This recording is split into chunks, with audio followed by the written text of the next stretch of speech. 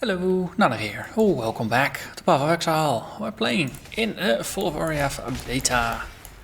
And we are picking up, well, that's exactly where we left off. And now we're heading into the Western Forest. Our goal is to defeat the puppet misters, the misters of puppets.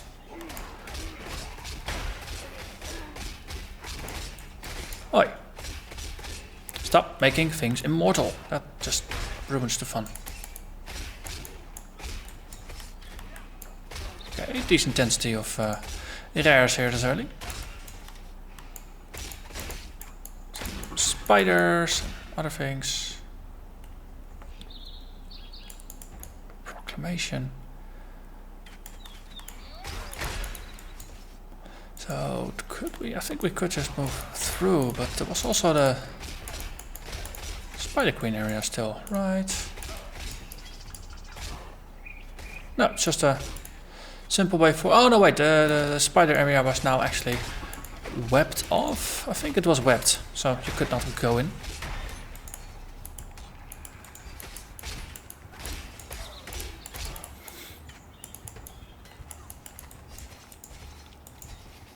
And on the other side, we used to, of course, have the camp of Alira.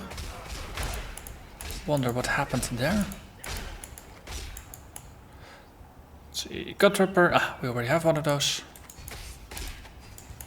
The area is 48 for those keeping track.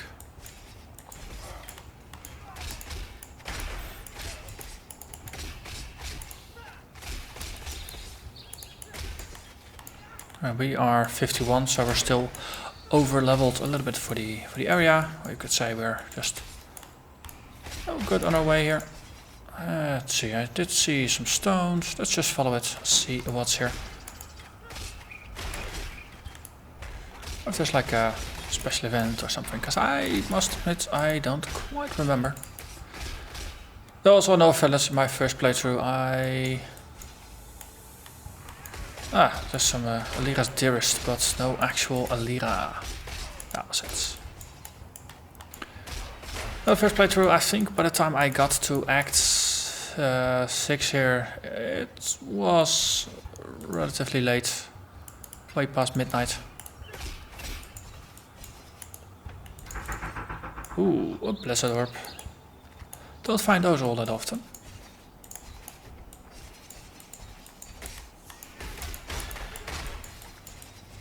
And, well, the movement speed we have with this guy is pretty amazing.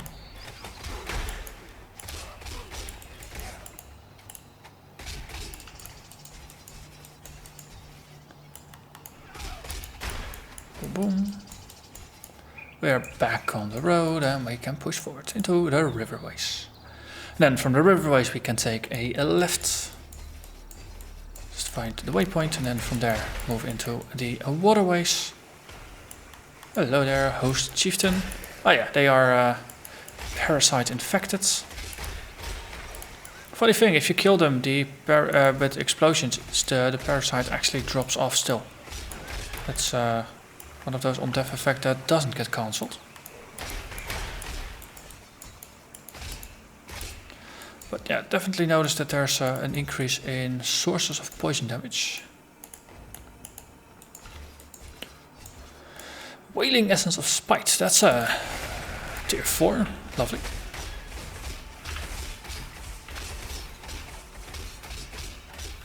Okay, yeah.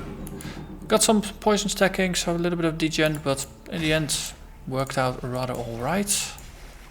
And we're simply moving forward. Having 44 life on hit from the Gut Ripper, I think makes a pretty large difference for just making sure our life is maxed. Because it's more than double the 20 or so life we had on hit before. And having a fair chunk of percentage base at least for our energy shields.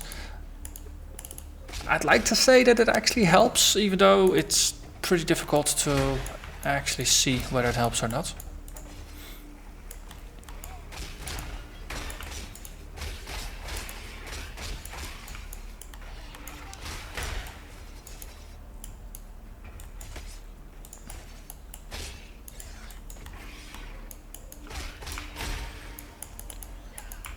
Having lots of little targets around you with those parasites, it's terrific for your life gain on hit, of course.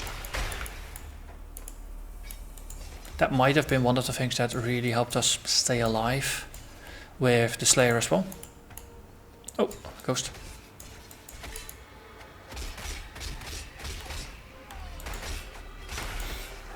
Come on. Yes.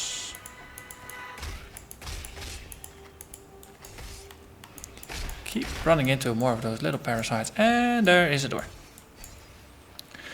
The spawning grounds. So on the second playthrough it does feel a lot smaller, easier to get to. Hello, what are you? Ugh. Parasites. So my main complaint of this fight the first time through was that not a lot of things seemed to happen here. And it felt like you had to actually go out of your way in here to take out those Rislava's nest, and there was not a lot of signaling in the area. You really just had to move around. Also, holy moly, there's a lot of poison damage here.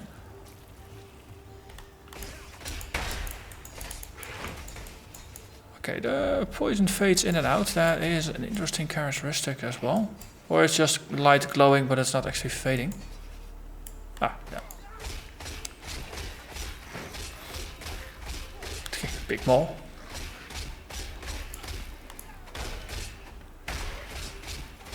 So that one is taken care of.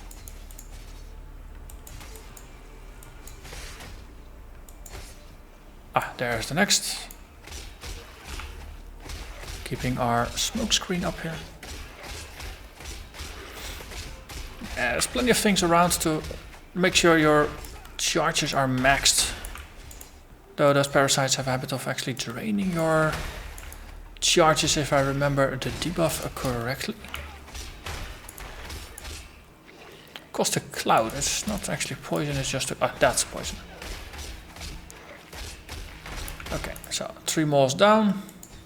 That means a Rislava to go, and there you are, Mistress of Puppets. Alright, let's also summon a totem and then see if life gain on hits. Ooh, that's a lot of damage. And it's all mostly chaos damage, right? So that's the interesting bit here. I mean, you're fighting chaos with chaos here. I think you're meant to dodge those attacks.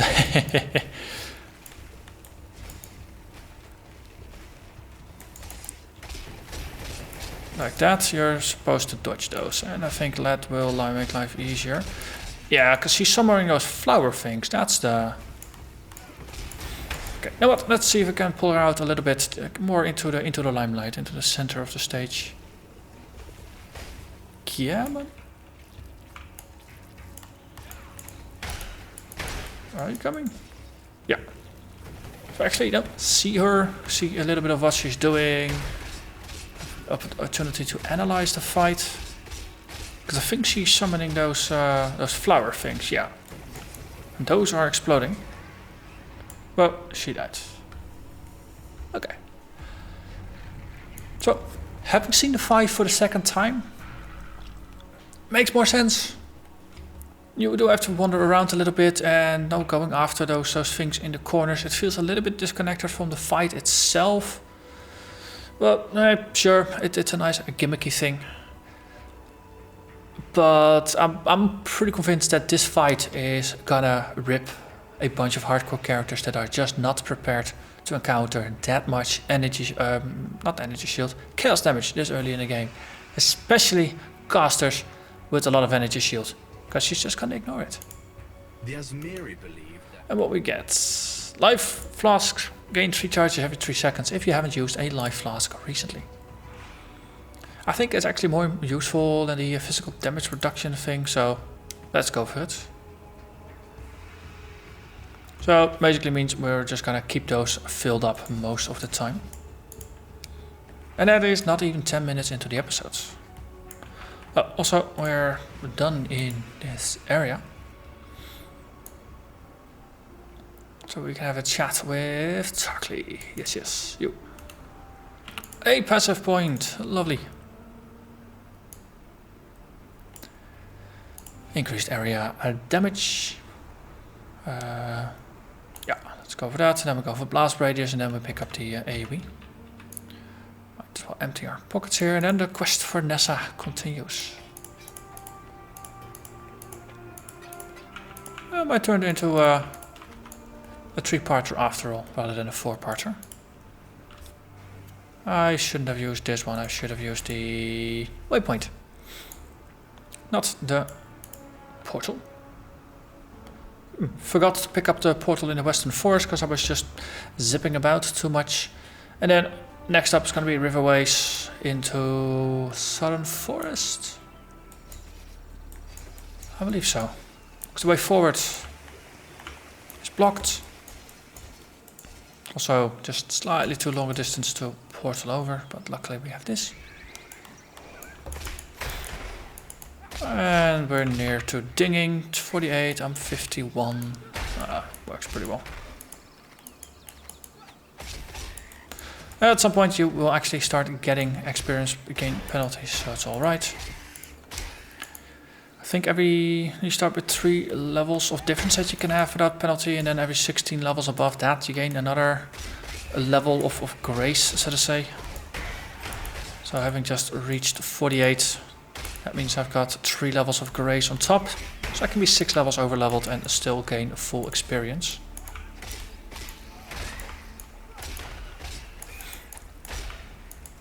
Passive point gets us blast radius, 10% increased AoE on top of the 8 we already had,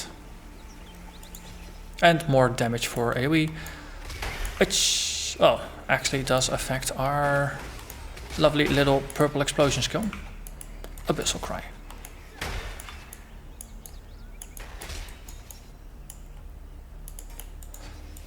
Wither also is of course an area skill, so large area, it affects more monsters, that's always useful.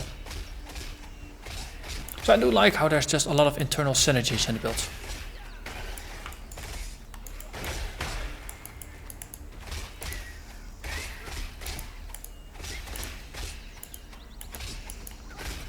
Similarly with the temporal change, that also seems to affect just about everything I do with the build.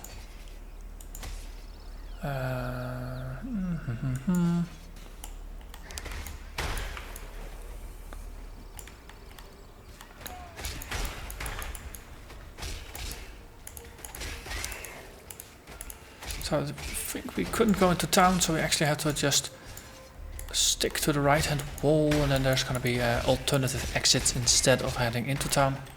Could have followed the road and then veered off to the side, but I was already doing difficult things, dodging some of those bridges I couldn't port over. And now we find ourselves at the Southern Forest.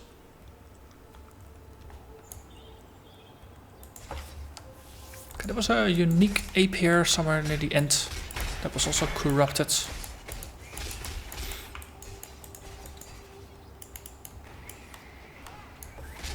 Okay, there was a ghost there.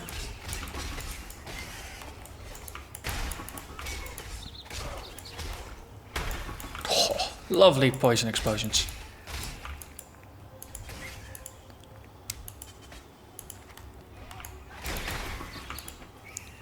Picking up some gems. How was that one? Ooh, that's a 30% topaz. Yeah, I was too late for that. 30% topaz is not a bad deal. The highest you can roll. Technically the 2 stones are the best rings you can have, because they don't give you up to 32% elemental resist, whereas a single resist only tops out at 30. But still, if you need to spike on a certain resist, then the single resistance rings are pretty darn good anyway. Okay, I'm curious, how is the Brine King fight going to be for this fight? Really looking forward to it. Hollow Skull, the willing host.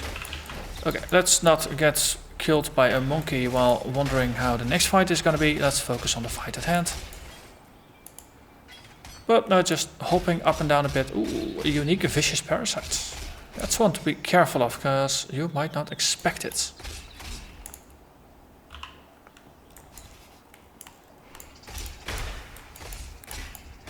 And they're pretty well camouflaged, I must say as well.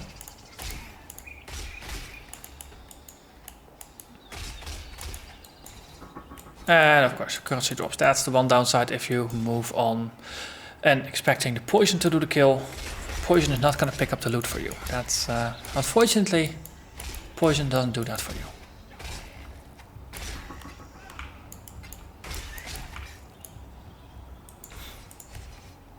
And there we are. With a waypoint, we still have enough space. Let's move forward. Cavern of Anger. The Brine King. His time has almost come. Then hope will be... I will be gone. Please, take the black flag. It once fluttered from the mast of the Black Crest, Wayland Roth's ship. Throw it into the flames of the beacon. It's your only chance of reaching me, of turning this tide. The King can't keep secrets like this from me any longer. It's just the way of things. Find me, please, before... And there she goes again. This is very nice looking. So what is it flowing? So it's, oh, there's water, then it seems to be flowing down and then up. I find the directionality to be interesting.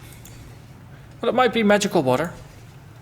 You know, Brine King is like the water god, so magical water, not really too far-fetched if you're fighting like the water god.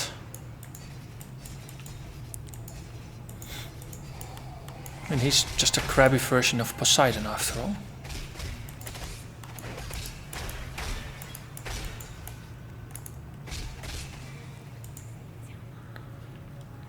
Okay, there was a ghost on the other side of the wall. Think it's gonna be gone before we make it there.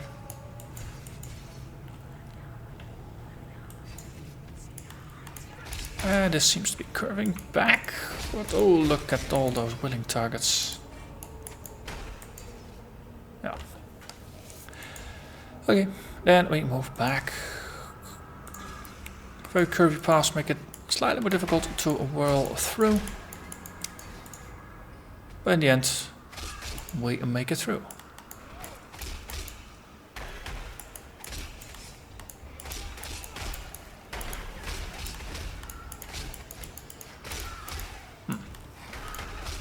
So it's those mutation thingamajigs that now have two stages. If you explode them in the first stage, of course you don't get the second one. So that helps.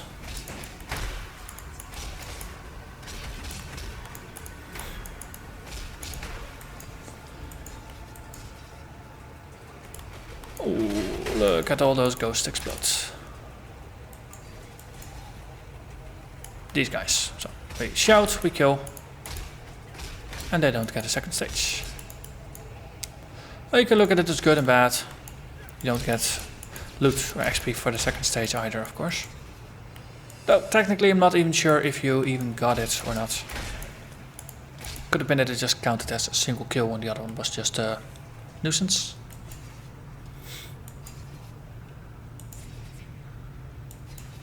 And there's the beacon. With a waypoint. And a look that very much resembles the beach map. Oh, with some of the nice lovely trees and the sand, and then there's the woods on the other hand.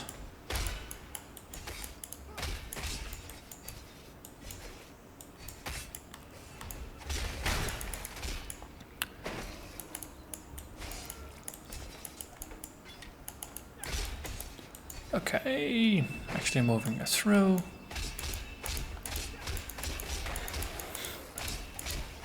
Oh, that's a lot of parasites and they're gone.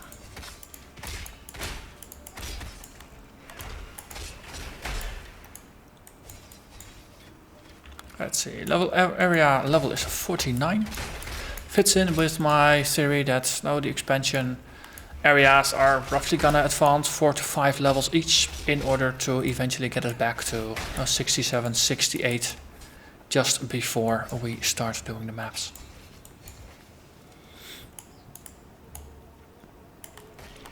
Very curious whether the expectation is going to be to finish the story entirely before you do maps, or whether it's going to be slightly awkward as it was in the old system, where technically once you hit Act 3 Merciless, you could start running maps.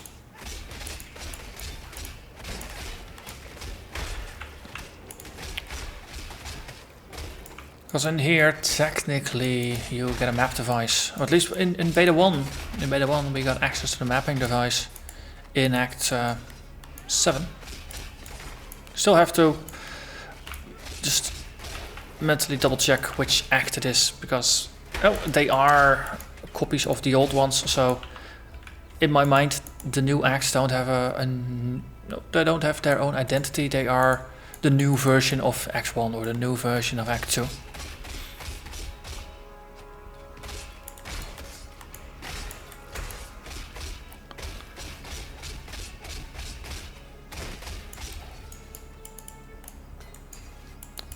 But in terms of progression, Act 7 is kind of like late Cruel used to be. So that would be rather early for getting access to maps.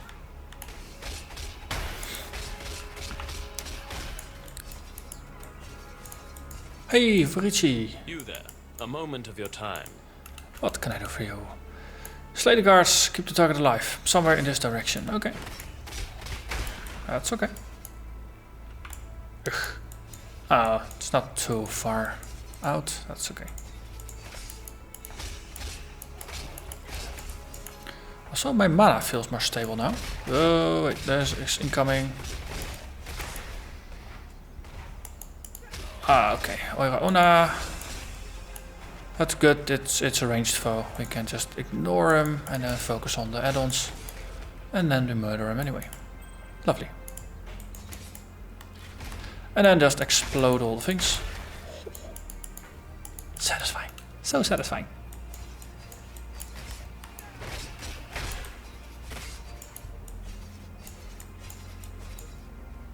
Okay, there's a bit of greenish in the waves. It's also interesting. It's almost like there's like a Aurora Borealis in the water.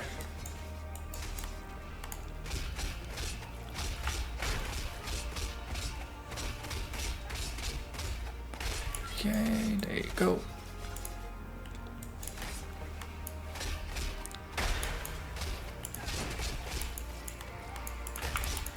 Just explode all the bugs once and for all.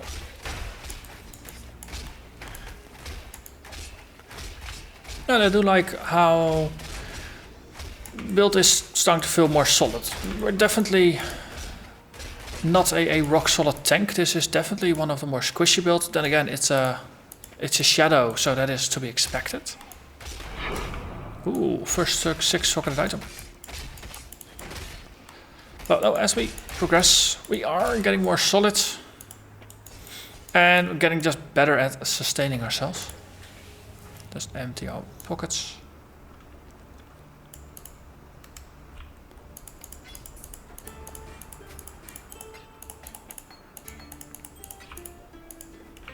Oh, but as a class, Shadow is more aggressively focused than a Slayer. That's kind of a discerning or just a key difference between the two. So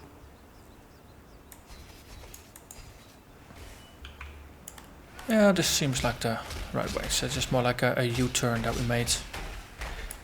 Just wondering whether we're not backtracking towards the start, but oh, it's actually just a dead end. Oh, wonderful.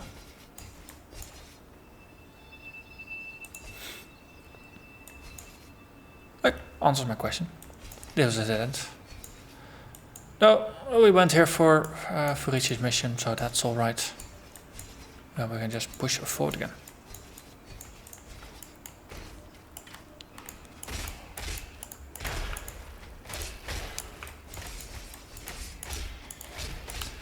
problem. Yeah, upgrading your claws regularly to just take advantage of the highest amount of life gain on hit definitely works.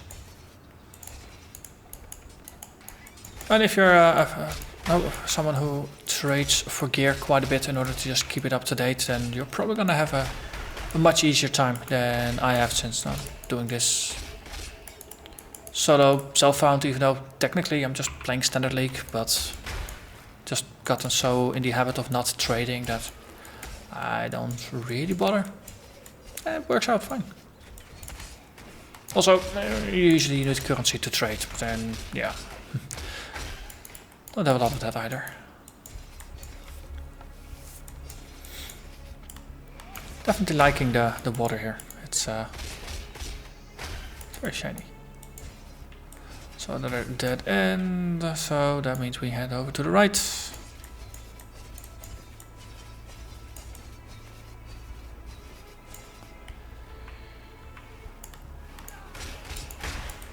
Looking for a way forward.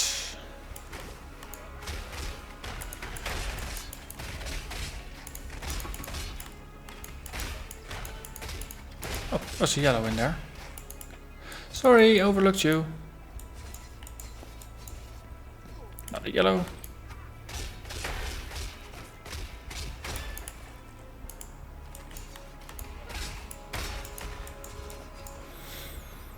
One of the things I would like to try at some point, once I've got my gear socketing situation slightly more under control, is increased AoE size support gem, linking it to the Abyssal Cry. Well, for one thing, it's just going to affect more monsters, so that's just going to be easier with packs that are a little more scattered. But if it also affects the explosion, then now having another 40 or so increased percentage for the area combined with what I'm getting from the tree, well, that should increase the surface area by roughly 75% once we got it fully leveled. Of course, now the AoE increases having been nerfed a bit, it's not going to be a diameter that now gets larger. It might get closer to like half larger rather than nearly double. But still, there's going to be some improvement. So we have to babysit this one across the line. Good thing is it won't get interrupted by whatever is going to be in between, and we have our Abyssal Cry, so we actually can explode things that get too close. Works pretty well. And most of these things are melee rather than ranged. So if they don't follow, then it's alright.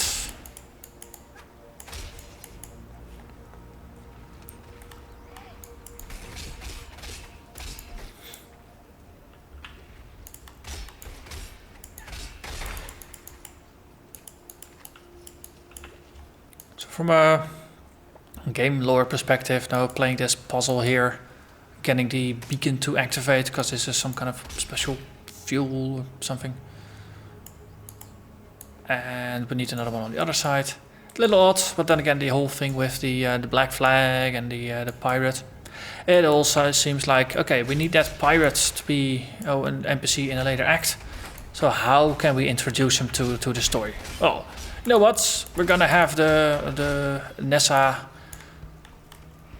just know that we have to ask that we can use that specific flag that was buried in the cave to summon the pirate and help him, or let him help me deal with the Brine King. It's all very, very flimsy and convenient. No, mostly for mechanical reasons rather than because the plot actually makes sense, but game stories.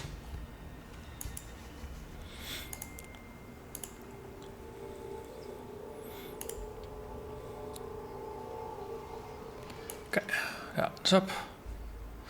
Ignition.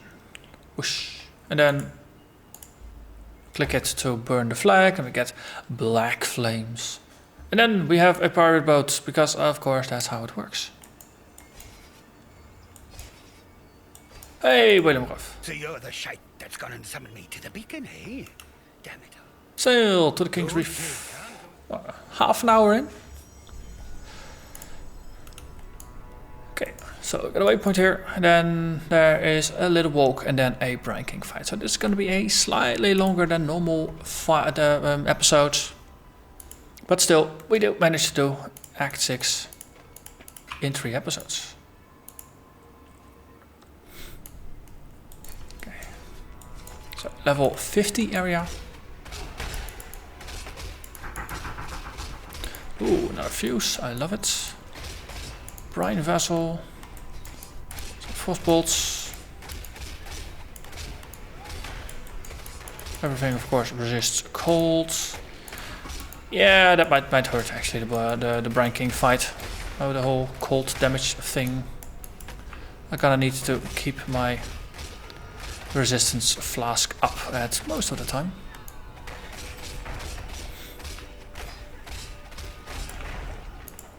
Another level. Excellent. Maximum AoE for me.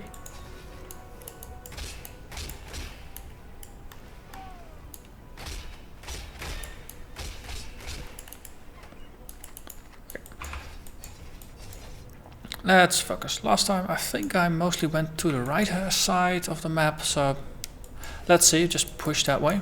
We're level 53 right now in a 50 area, so we're only slightly over leveled. Ah yeah, this is definitely where the Abyssal Cry is starting to help. Superior Prehistoric Claw. That's a 2% life leech. That's slightly better than 1.6%. Okay, that was a lot of damage I took. Luckily, as I have been saying before, you don't always need to be in the center of attention in order to murder things if you're using poison.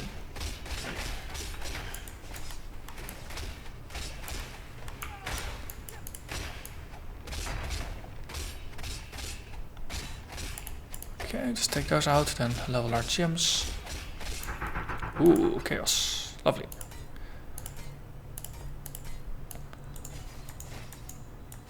Artisan, that is very useful. Let's apply this, not walk by it. Increased contained. Okay, you know what?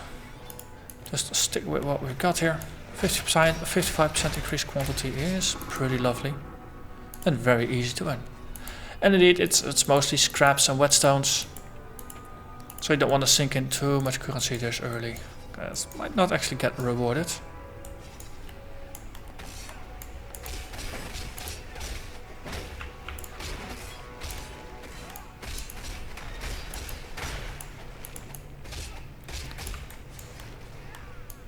Okay, I think I only tagged 2 with the cry, but luckily it recharges rather quickly.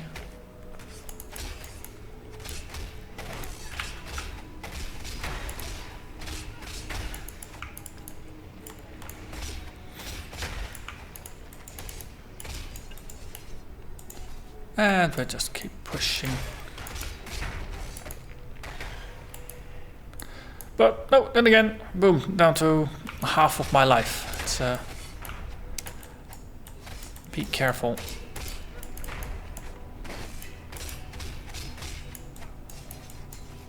Because a overpowered tank, we are not. That said, for them it's also pretty difficult to resist my explosive charm.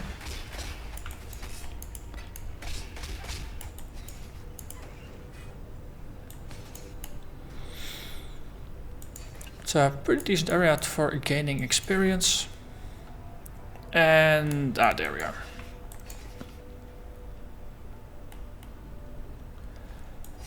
Okay, so the staging area. No, actually there's no staging area. So strong. So dedicated. A man like you would never disappoint a lady in need. You're a gift, don't you see? A sumptuous feast for His Majesty on his wedding day. Really. We are both so touched by your Betrayed, who knows?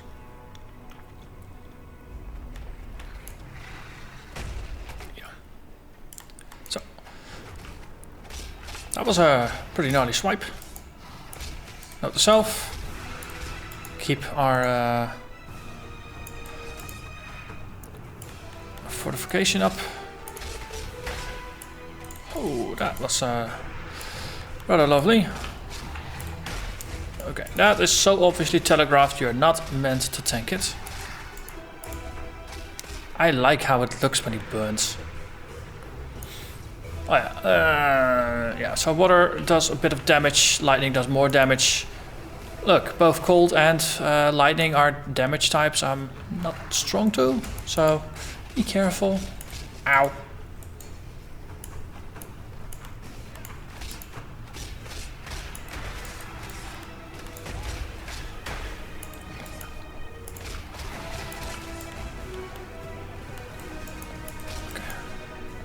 So he does keep shifting in and out of these water stages rather often. I know, Warcry just need to get 1 or 2 to explode and then more of them do. Might actually just rub off on him. So, no, things explode and then he gets hit. Luckily these are little things that get summoned are not uniques, so you can actually explode them. I like that about this fight. Okay, we're halfway through.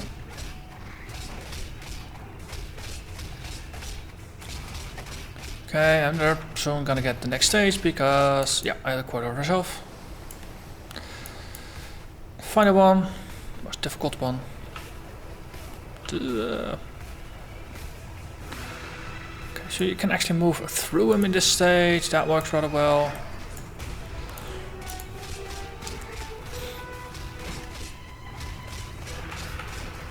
Okay, and just go all out with our flask and he's gone. Excellent. I like how we set him ablaze in the end just to make him go down. It was a very nice touch. Hello, Sin. Soul of the Brine King. Cannot be frozen if you've been frozen recently.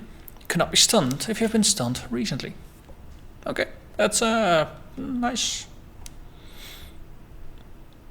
Yeah, Fall of Oriath of course has been useful for us for just keeping our flask charges up, if that was indeed actually useful here. But now we sail to Act 7. Yeah, I think we did pretty well. So hello there, Willem. And hello, Sin. And that gets us to the bridge encampment. And this is where once again I'm gonna thank you very much for watching. And I hope to see you again next time when we take on Act 7. After that, Act 8 awaits. But that's gonna be for a little bit later. Bye bye.